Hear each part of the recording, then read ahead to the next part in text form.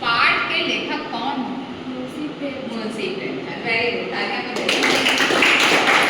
मुंशी प्रेमचंद ने अपनी इस कहानी के माध्यम से यह बताने का प्रयास किया है कि पारंपरिक और स्थानीय खेलों को हमको अधिक महत्व देना है, क्योंकि उसमें बहुत अधिक संसाधनों की भी आवश्यकता नहीं होती।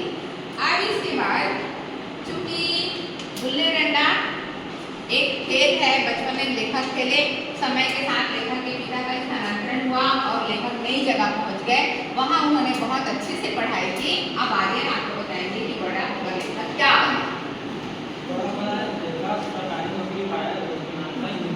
इंजीनियर बने, ठीक, बहुत बढ़िया। तो फिर लेखक जब बड़े हो जाते हैं तो इंजीनियर बन जाते हैं। 20 साल बाद फिर लेखक अपने गाँव पुनः वापिस आते हैं। वो उसी कल्पना में रहते हैं कि वैसी गांव होगा, लेकिन समय के साथ साथ वहाँ बदलाव हो जाता है। जहाँ लेखक लोग गुल्ली डंडा खेलते थे, उस जगह पर अब बड़े बड़े भवन बन चुके थे। लेखक के सभी मित्र भी बड़े हो चुके थे।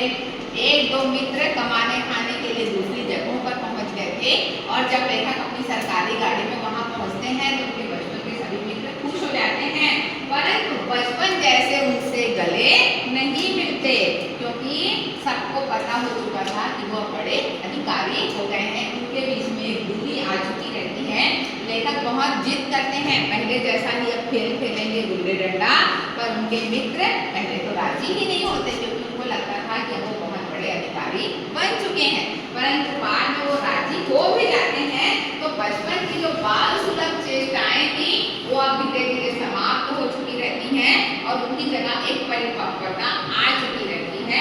इस कहानी के माध्यम से लेखक ने बताने का प्रयास किया है कि स्थानीय खेलों को ही अधिक महत्व देना चाहिए।